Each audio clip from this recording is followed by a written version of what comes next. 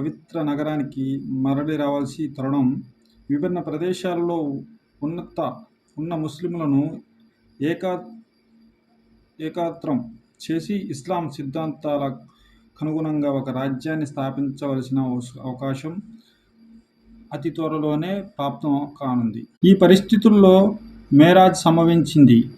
తిరిగి వచ్చిన తర్వాత దైవ సందేశహరుడు సల్లల్లాహు అలైహి వసల్లం సందేశాన్ని సురాలను ప్రపంచానికి వినిపించారు. మేరాజ్ సంబంధించి తిరిగి వచ్చిన తర్వాత దైవ సందేశాన్ని సురాను ప్రపంచానికి వినిపించారు. ప్రధాన విషయం చర్చనీయాంశం. ఈ సురాలో హెచ్చరించడం, అవగతపరచడం, ప్రబోధించడం 3 విషయాలు సముచిత రీతిలో చేర్చబడి ఉన్నాయి. అంటే ఇక్కడే పరలోకంలో జవాబుదారులు అని హెచ్చరించడం, తంబి అంటాం. అవగతపరచడం అంటే తెలియజేయడం, మరి ప్రబోధించడం అంటే మనసుకు అద్దుకునేలా ప్రబోధించి చూపించడం. 3 విషయాలు సముచిత రీతిలో చేర్చబడి ఉన్నాయి. హెచ్చరిక మక్కా తిరస్కారులకు ఈ విధంగా చేయడం జరిగింది. బనీ ఇస్రాయిల్ తదితర జాతుల అంతిమ పరిణామం ద్వారా గుణపాఠం గ్రహించండి.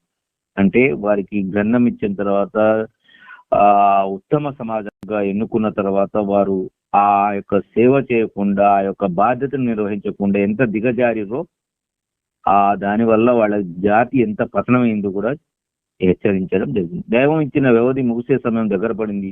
ఈ లోపల జాగ్రత్త పడండి. మహనీయ ముహమ్మద్ సల్లల్లాహు ద్వారాను, ఖురాన్ ద్వారాను అందజేయబడుతున్న సందేశాన్ని స్వీకరించండి, లేకపోతే సమసిపోతారు, మీ స్థానంలో ఇతర జనం భూమిలో నెలకొల్పబడతారు అని. దీంతో పాటు బనీ ఇస్రాయిల్ని కూడా హెచ్చరించడం జరిగింది. హిజ్రత్ తర్వాతి సమీప కాలంలోనే వారిని వహీ ద్వారా మీకు విధించబడిన శిక్షల ద్వారా గుణపాఠం గ్రహించండి. ఇప్పుడు మహనీయ ముహమ్మద్ సల్లల్లాహు ఆవిర్భావం వల్ల మీకు లభిస్తున్న అవకాశాన్ని సద్వినియోగం చేసుకోండి. ఈ కడపటి అవకాశాన్ని కూడా మీరు జారవిడుచుకున్నట్టయితే, మీ పూర్వపు వైఖరినే మళ్లీ అవలంబించినట్లయితే విధాభరితమైన అంతిమ పరిణామానికి గురి కావాల్సి వస్తుంది. అవగాహనకు గాను ఎంతో మరగ్నమైన పద్ధతి అవలంబించబడింది. మానవ సౌభాగ్యం, దౌర్భాగ్యాలు, సాఫల్య, వైఫల్యాలు వాస్తవంగా ఏ విషయాలపైన ఆధారపడి ఉన్నాయో బోధపరచడం జరిగింది. అవగాహన చేయటంలో ఇవి సాఫల్య, దౌర్భాగ్యాలు దేని మీద ఉన్నాయనేది చెప్పడం జరిగిందని చెప్పబడింది. దేవుని ఏకత్వము, పరలోకము, దైవదౌత్యము, ఖురాన్ సత్యతల పట్ల నిదర్శనాలు, ఆధారాలు చూపబడ్డాయి. ఈ మౌలిక యథార్థాల విషయంలో మక్కా తిరస్కారాలు వెలుగుచ్చే శంకలను దూరం చేయడం జరిగింది. ఆధారాలతో మధ్యబంధన తిరస్కారాల మూర్ఖత్వం పట్ల మందలింపు, హెచ్చరికలు చేయడం జరిగింది. ప్రబోధన రీత్యా నైతికత, నాగరికతకు సంబంధించిన ప్రాథమిక సూత్రాలు అందజేయబడ్డాయి. జీవన వ్యవస్థను వాటి ఆధారంగా సంస్థాపించడమే మహనీయ ముహమ్మద్ సల్లల్లాహు సందేశం ముఖ్య ఉద్దేశమని తెలపడం జరిగింది. ఇది ఒక విధంగా ఇస్లాం అందజేస్తున్న కార్యప్రణాళిక లేదా మేనిఫెస్టో. ఇస్లామియా రాజ్య స్థాపనకు 1 సంవత్సరం ముందుగా అరేబియా వాసులకు దాన్ని పరిచయం చేయడం జరిగింది. ఇందులో అతి స్పష్టంగా మహనీయ ముహమ్మద్ సల్లల్లాహు తన దేశంలోనూ మొత్తం మానవాళిలోనూ నిర్మించడానికి పూనుకున్న జీవితపు చట్టం ఇదేనని విశదపరచడం జరిగింది. ఈ విషయాలన్నిటితో పాటు ప్రవక్త ముహమ్మద్ సల్లల్లాహు నిర్దేశించడం జరిగింది. కష్టాల ఈ తుఫాన్లు ఆయన తన వైఖరి పైన సుస్థిరంగా నిలకడ చూపాలి. తిరస్కారంతో రాజీ అన్న ఊహ కూడా రాకూడదు. తిరస్కారాల దౌర్జన్యాలకు, అత్యాచారాలకు, వారి వక్ర వాదనలకు, వారి అబద్ధాలకు, అపనిందలకు ముస్లింలు అప్పుడప్పుడు బేజారెత్తే విషయాన్ని దృష్టిలో ఉంచుకుని వారికి హితవు గడపడం జరిగింది. నెమ్మదితో, ఓరిమితితో పరిస్థితులను ఎదుర్కోవాలి. ప్రచార సంస్కరణ కార్యాలు కొనసాగించేటప్పుడు భావోద్రేకాలను అదుపులో ఉంచుకోవాలి అని. ఈ సందర్భంలో ఆత్మ సంస్కరణ, ఆత్మ ప్రక్షాళన కోసం వారికి నమాజ్ విధానాన్ని బోధించడం జరిగింది. సత్య మార్గంలో కృషి చేసి యోధులకు కావలసిన ఉన్నత గుణగణాలు, లక్షణాలను నమాజ్ ఉత్పన్నం చేస్తుందని తెలపడం జరిగింది. 5 పూటల నమాజ్ సమయబద్ధంగా ఆచరించాలని ముస్లింలకు విధిగా నిర్ణయించిన మొదటి సందర్భం ఇదే అని ఉల్లేఖనాల ద్వారా తెలుస్తుంది. ఔజు బిల్లాహి మినష్ షైత్వానిర్ రజీం. బిస్మిల్లాహిర్ రహ్మానిర్ రహీం. సుబ్హానల్లజీ అస్రా బి అబ్దిహి లైలం మినల్ మస్జిదిల్ హరామి ఇలల్ మస్జిదిల్ అక్సల్లజీ బారక్నా హౌలహు లినురియహు మిన్ ఆయాతినా ఇన్నహు హువస్ సమీఉల్ బసీర్. వాతైనా మూసల్ కితాబ వజఅల్నాహు హుదల్ లిబనీ ఇస్రాయీల అల్లా తత్తఖిజు మిన్ దూని వకీలా జూరియత మన్ హమల్నా మా నూహి ఇన్నహు కాన అబదన్ మష్కూరా. وَخَلَقْنَا إِلَى بَنِي إِسْرَائِيلَ فِي الْكِتَابِ لَا تُفْسِدُنَّ فِي الْأَرْضِ مَرَّتَيْنِ وَلَتَعْلُنَّ عُلُوًّا كَبِيرًا فَإِذَا جَاءَ وَعْدُ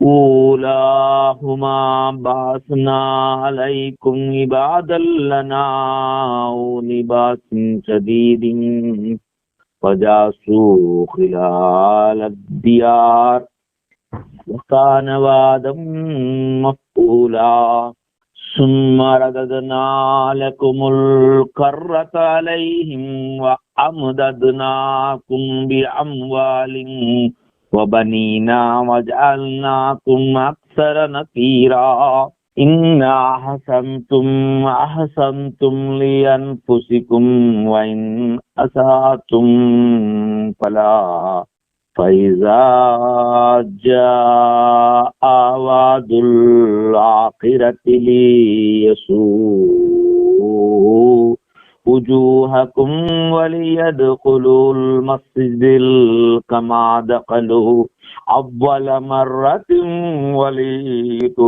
وليتبروا ما علوا تتبيرا عسى ربكم أن يرحمكم وإن عدتم عدنا وجعلنا جهنم للكافرين حصيرا إن هذا القرآن يهدي للتي هي أقوم ويبشر المؤمنين الذين يعملون الصالحات أن لهم أجرا كبيرا وأن الذين لا يؤمنون بالآخرة أعتدنا لهم عذابا أليما صدق الله العلي العظيم رب اشرح لي صدري ويسر لي أمري واحلل عقدة من لساني يفقهوا قولي اللهم رب زدني علما اللهم رب زدني علما اللهم رب زدني رب أعوذ بك من همزات الشياطين وأعوذ بك رب يحضرون शुरू अल्लाह का नाम लेकर जो बेइंतहा मेहरबान यहाँ रहम फरमाने वाला है अनंत करुणामय अपार कृपाशील अल्लाह పేరుతో ప్రారంభిస్తున్నాను. మహాశైలారా, సూర బనీ ఇస్రాయల్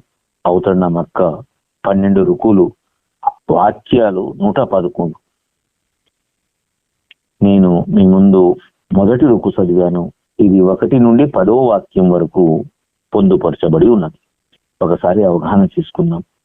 వీలైనంత వాక్యాలు మనం ఈ రోజు అవగాహన చేసుకుందాం. అంటే 1 నుంచి 4 మరి 3 అవగాహన చేసుకుందాం. ఎందుకంటే ఒక్కొక్క అవగాహన మౌలానా గారు చాలా విపులంగా, చాలా భావగర్భితంగా యూదుల మీద తారసిల్లిన విషయాలు, చరిత్ర మొత్తం పొందుపరిచి ఉంచారు.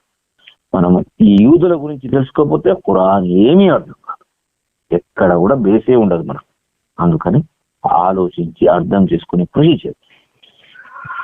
పరిశుద్ధుడు ఆయన తన దాసుని పవిత్రమైన మస్జిద్ నుండి బహుదూరపు మస్జిద్ వరకు తీసుకువెళ్ళిన వాడు. వివరణ. దాని పరిసరాలను ఆయన శుభకరం చేసి పెట్టాడు. తన సూచనలు కొన్నిటిని అతనికి చూపెట్టారు. వివరణ. ధార్మిక పరిభాషలో మేరాజ్ అని, ఇస్రా అని ఖ్యాతి గడించిన సంఘటన ఇదే.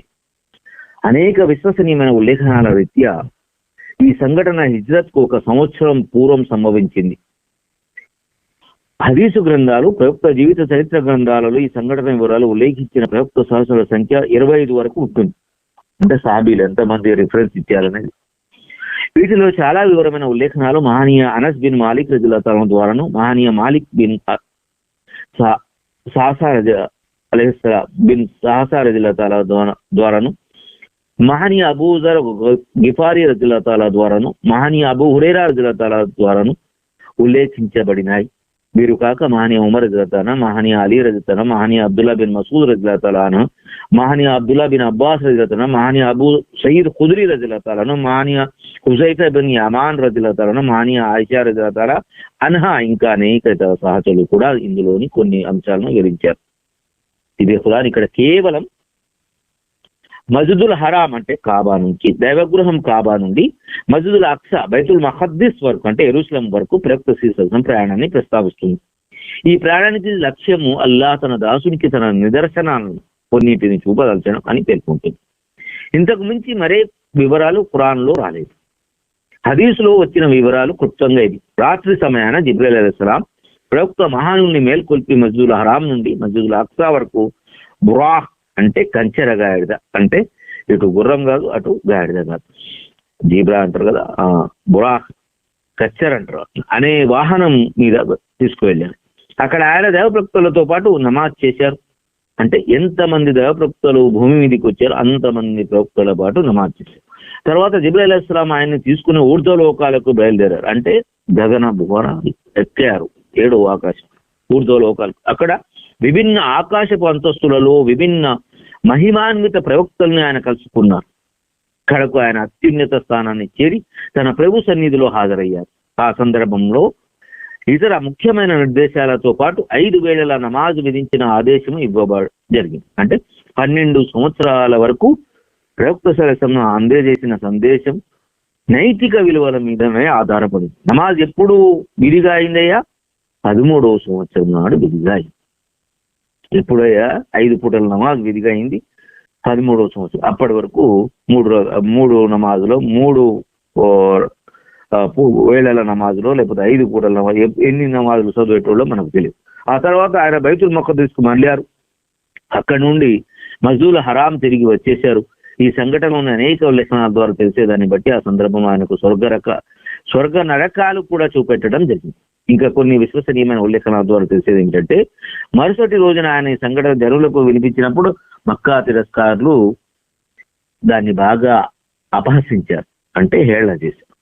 ముస్లింలలోనూ కొందరి విశ్వాసము డోలలూగసాగింది. ఏందయ్యా మరి, ఒక చంద్రుడు ఎంత దూరం, చంద్రుడు కొట్టుకుంటే ఎన్ని కిలోమీటర్లు, 3000 కిలోమీటర్లు, 2000 ఎన్ని కిలోమీటర్లు ఉందో కూడా ఇక్కడిక్కడ ఉన్న చంద్రుడు, ఈ గ్రహం ఇక్కడ దగ్గరలో ఉన్న గ్రహాన్ని